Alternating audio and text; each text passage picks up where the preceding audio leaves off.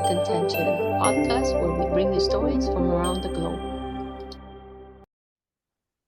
Hello and welcome to another episode on Rise and Thrive Mornings with Intention. And today I have a beautiful guest with me, Melissa Range. Welcome to our podcast, dear. Well, thank you for having me. I'm so grateful to be here with you today. Thank you so much. Melissa, please tell us a little bit about yourself and where are you from, please? Sure, I am from the Midwest in the state of Missouri. I am a single mother. I have three children. They are 21, 19, and 17. And I have been mentoring people for the last 8 years. And I started my spiritual journey about 15 years ago, and it has just been the most amazing time of my life, especially since I got divorced. I never dreamed I'd be where I am at today. Wow. Well, thank you so much for being here. And we are very eager to hear more about your stories in depth. So, first of all, congratulations on becoming #1 international best-selling author. And that's what we're going to talk about today more. Thank you so much. I know it's so exciting. Do you have the book, by the way? No? I am waiting for the book. The book is supposed to arrive today at my doorstep. Oh, that's so exciting. I remember the first time I got mine, I was like, oh, like a kid in the candy store. No, it's So the wonderful. name of the book is The Other Side of Divorce, Breakups That Lead to Breakthroughs. So congratulations once again. And the book is on Amazon. So for those who are listening, we will be posting the links to the website as well. So, but let's dive into the book a little bit. So your journey to more. So the name of your what is the name of your chapter in the book, please? From frozen to fired up. I love that. When I saw that, I was like, wow, that is such a strong title. So, as a fired up mom, mentor, and a mystic, what was the turning point in your divorce that sparked your transformation and desire for more? Oh, goodness. Well, I think after this realization that I knew, not knowing what to do in my marriage because I felt I was tapped out of solutions, I had surrendered to what I call my higher power, a divine source. And once I did that, the what would I call it? The path was opened up to where to go next. And it was to leave my marriage because there were no more solutions. It was time to leave. And that my transformation, though, had already started even before then because I had joined a recovery group called Al Anon. And I had been in that group for about 14 months. And what they do in that group is they don't tell you what to do. And so I was figuring it out for myself, but I had opened up my consciousness, is what I had really done. And I had started having faith and trust that I was being guided. It was very small, but that just led to me leaving my marriage and then knowing that I needed to continue the work and the transformation on myself because I was so broken and I was so insecure and I didn't have the confidence that I had before I was married. And so that's truly when the transformation began, was even before I left. And I love talking about all the time. I love telling people when you make a commitment or you make a decision to do something for yourself, invest in yourself, the universe starts working on you before you even really step into that space. So that's how it began for me. And from there, I think over the last 15 years, there has been transformation after transformation after transformation. It's like peeling an onion. We get to go deeper and deeper into that healing journey and discovering more of who we are, what drives us, what makes us happy, what our feelings and everything. Wow. So I myself have unfortunately also been through a divorce, and I know some emotions come with that. So how did your inner strength and intuition guide you through the emotional ups and downs that do tend to happen? So, part of the wonderful piece of my recovery program in Al Anon is you have a sponsor. And when I would get really angry or really frustrated or really upset, a lot of times I would call my sponsor and I would talk to her. Or one of the greatest tools that I think if people could implement, journaling. Journaling for me has been one of the most powerful things that I have ever done. And I've been journaling, oh my gosh, for like 30 years. And so I have a whole bin of journals. And so I think that is a really powerful tool is if you can go sit down once a day, even if it's just for a few moments, and write down your emotions. The other tool that I think is very critical and important is I would go into nature very frequently without my cell phone, and I would walk in nature and I would cry, or I would sit under a tree with my back against a tree and I would feel that emotion. And it doesn't mean I could always articulate what it was. Was it rage? Was it grief? Was what was really, but I would just sit with it and allow it to be with me versus what I used to do, which was stuff it. It was to shove Mm. the emotion down within me and say, oh, it's okay, or that didn't affect me, or that didn't hurt my feelings. Because I for so long denied how I felt. And what ended up happening was I got horrible carpal tunnel in my hands and wrists. And this had been going on for years. So I know that when we don't express emotion, we manifest it in our bodies. And it will tell us eventually where we are stuck or the energy is stagnant. And after leaving my husband a few years later, my carpal tunnel was completely gone.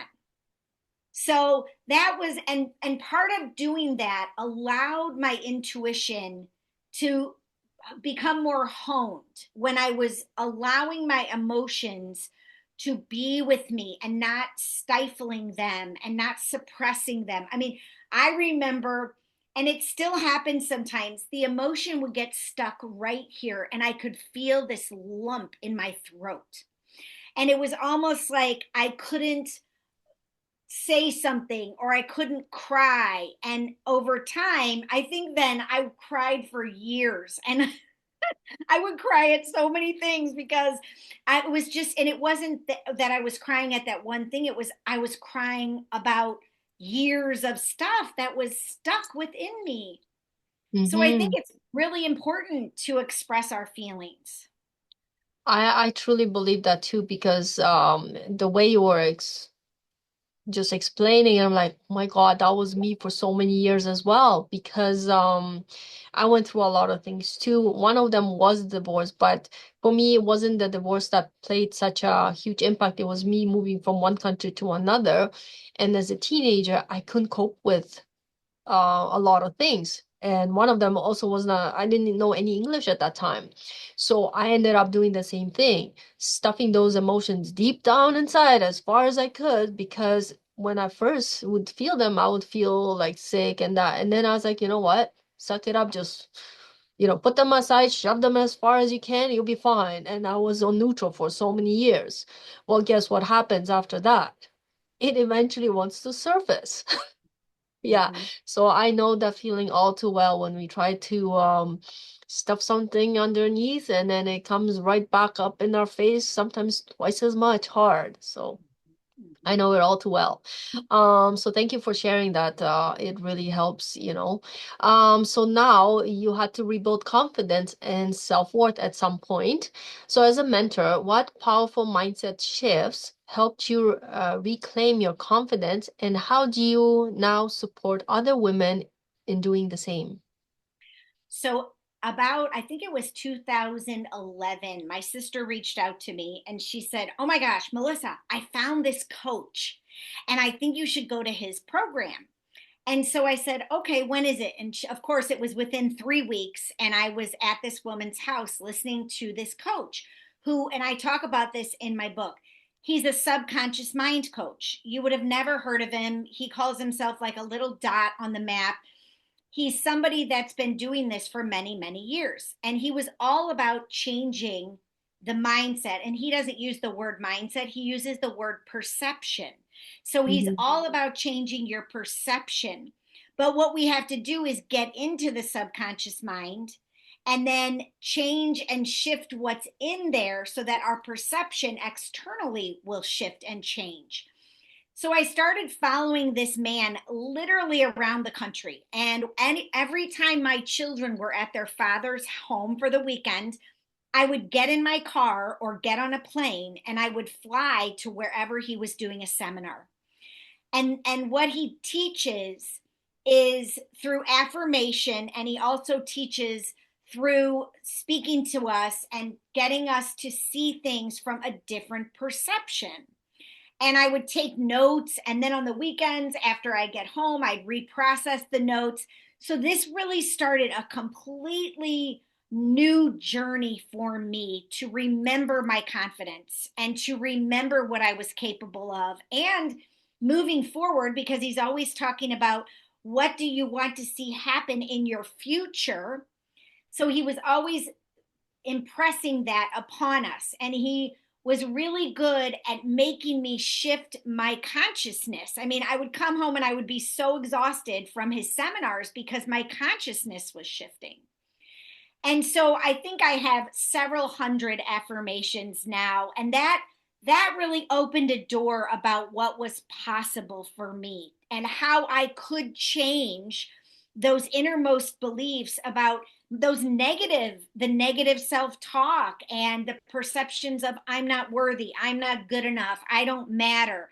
Because in my marriage, those beliefs had been impressed on me so deeply, and I needed to get out of that cycle of thinking those things. And before I was married, I didn't think a lot of stuff like that. But once I was married, for all those years, that's kind of what happened.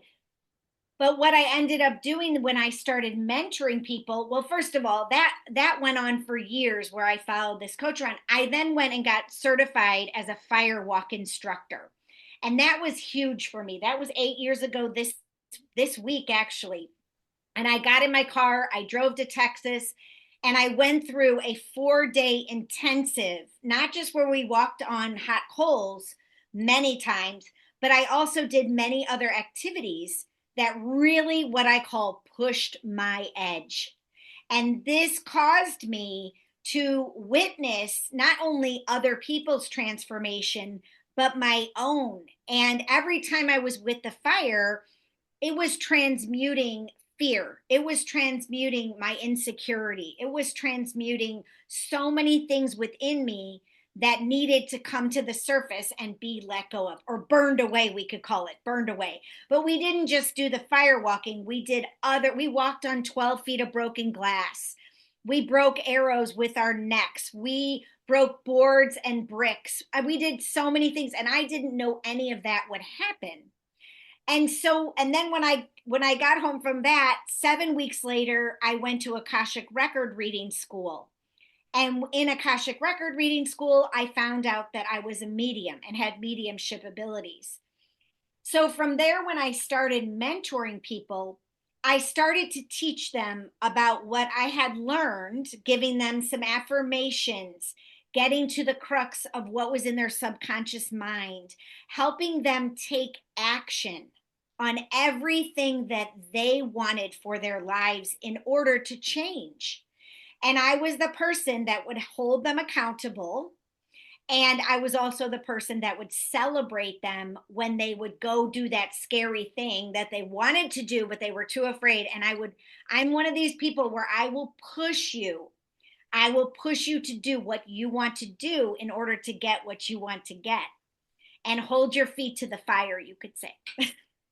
Wow, that is so amazing. I mean, you usually just read about these things, so I've never really talked to anybody who actually walks on fire, does all these things.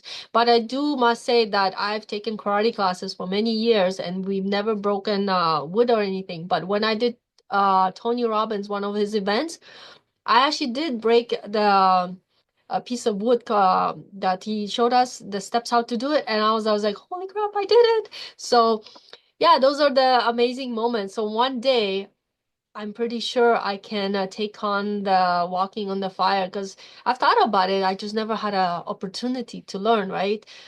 This is so amazing. Thank you so much for sharing. Love to see some picture from that if you have any at some point. Of Yeah. course. Yes, yes, yes. I know. And I'm hoping I will be able to lead a fire walk here in my area with another fire sister in May. Well, keep us posted because I definitely would love to learn more. Setting boundaries and embracing self-care. What boundaries became non-negotiable for you post-divorce, and how have you helped you thrive more in life? That is a great question. The boundaries, yes, I believe are very critical in our lives, especially if we've been through a divorce where our our ex-partner is really someone who doesn't want to comply to the boundaries. For me, a lot of it was taking myself out of reacting or being reactive to anything that was going on where he would escalate things. And so, for example, email was a very safe way to keep in contact, not in person, only email or only texting.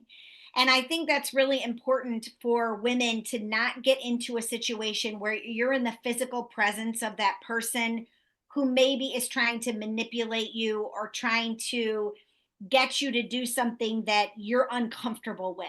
So for me, pulling myself back and not feeling guilty about doing it a different way or maybe an unconventional way. And so that was one of my very strict boundaries, was sending emails was a safe and effective way to get my message across, not giving a lot of information.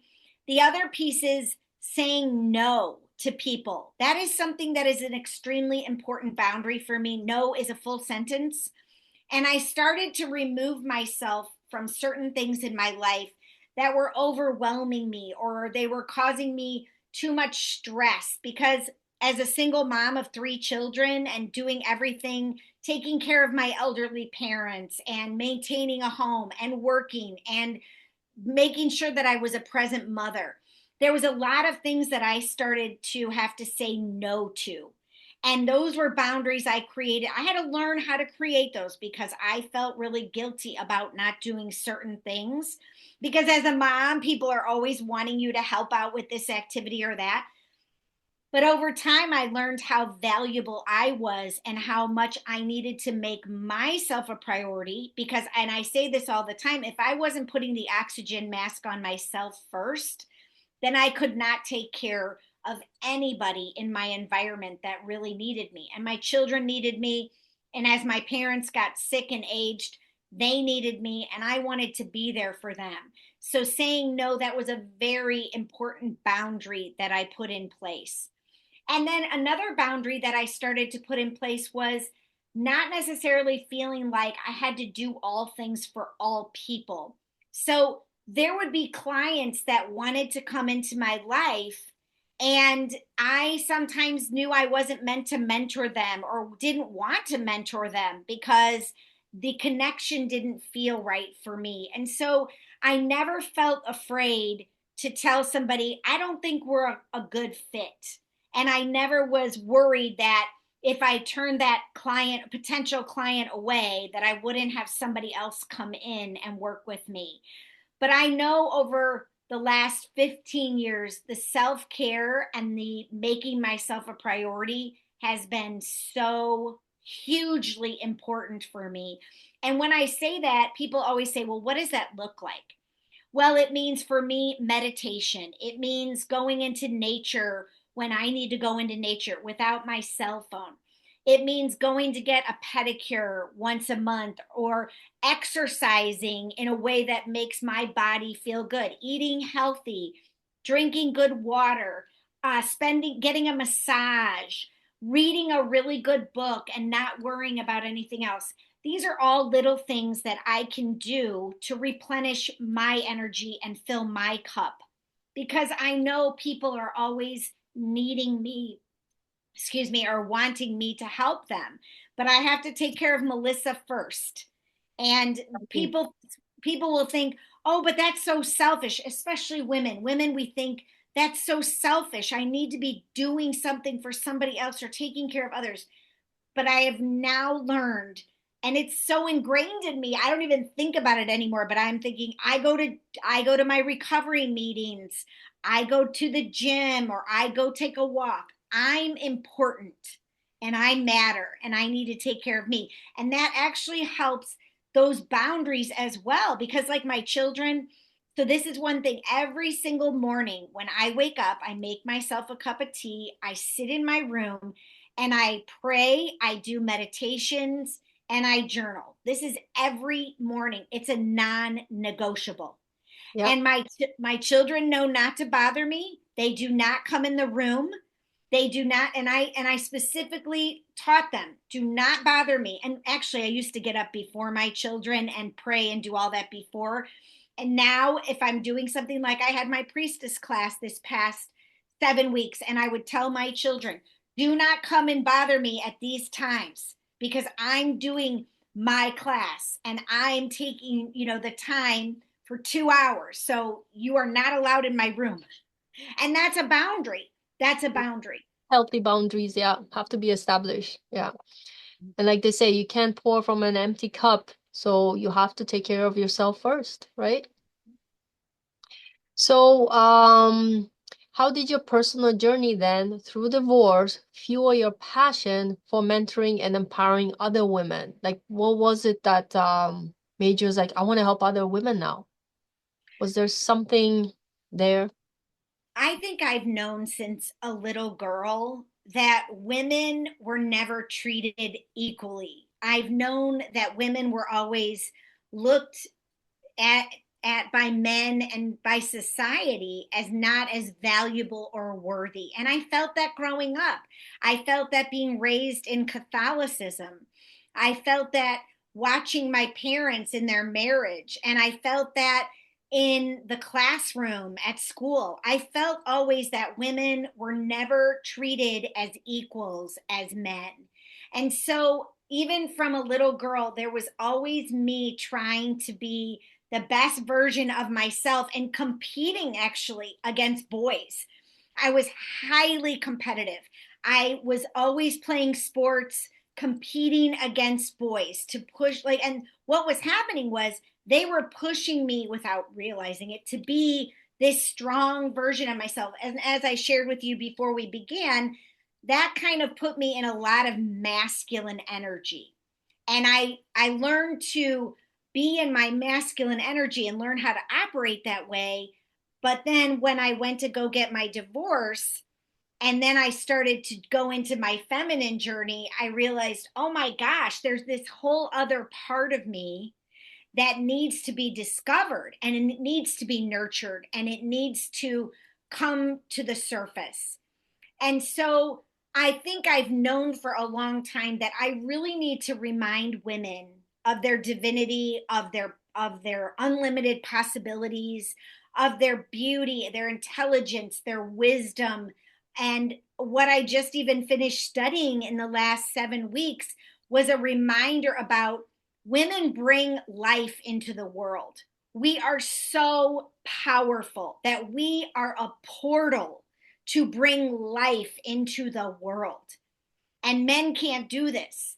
They cannot bring a life into existence. Women can, and we are such powerful beings. And I think women completely have forgotten their value, worth, and power. And that we can do things that we don't think are possible, that we are capable. And so that just fueled my fire to help women. And I saw that too during my marriage. I saw the fact that my husband at the time, he didn't know how to support me as a feminine. He didn't know how to do that. And actually, I didn't even know how to teach him to do it because I didn't know how to do it for myself. And so now when I work with women, it's all about reminding them of their power, their feminine power. And that doesn't mean I'm better than, or it means that I am an equal. to the masculine, and that I have a purpose, a mission, and I'm a powerful creator as well, a creatrix. And so that's what I help to instill and remind women of, that inherent power and their intuition, how critical that Mm. is and how valuable that is. Wow, that's such great insights, Melissa. So now, advice for women who want more, but many women stay stuck in fear. They're unsure if they want or can deserve more. What is one advice or a couple more that you would say to a woman who is feeling lost right now? What would one thing you would say to that woman? I would say sit down with a pen and a piece of paper and write down what you want for your life. What do you desire? And it doesn't matter how silly or crazy or ridiculous it may seem to you, just write it down. And this is an exercise that I would tell all my clients to do.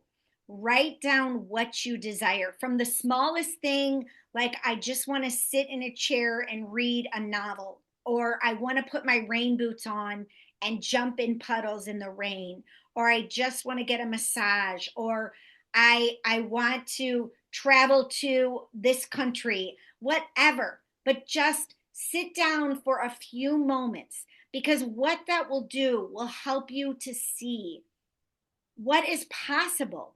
And even though in this moment it may not seem remotely possible, but it is possible. And if you take those few moments to start discerning what you want, the universe will come in and start to begin to help you to take the steps to go for it. And you have to keep the momentum going, not just do it once, but like, and then 2 days later go by and you're feeling the same, go back and do it again and then again. And I feel like more will come. The doors in the universe will start opening it up for you, right? Yes. That's so beautiful. Thank you so much for sharing that. So one final question, and we touched a little bit on this, but the name of the podcast is Rise and Thrive Mornings with Intention. How important do you think it is to set intention first thing in the morning? Oh, I think it's very, very important. It's critical. And I think I shared that with you earlier, how I begin my day every day. And that's even when I'm on vacation. That's when I do that every day, because for me, it sets the tone for everything else that I do throughout the day. And I know this because I have practiced it over and over and over. So I think it's critical. And for people that feel as though that would be too overwhelming, oh, I don't have time, then do something just very small in the morning. It could only take maybe 2 or 3 minutes, where you just maybe say some prayers or do something like a Tai Chi or a Qi Gong movement, or something to open up your energetic space and give thanks. Even a gratitude list first thing in the morning to start your day in gratitude. That can take a couple of moments to just write down 5 things you're grateful for. I do mine at night before bed, but I think it's very important to answer your question. Awesome. Well, thank you so much for sharing, Melissa, and thank you so much for being on our podcast today. Any last words of advice or how people get in touch with you?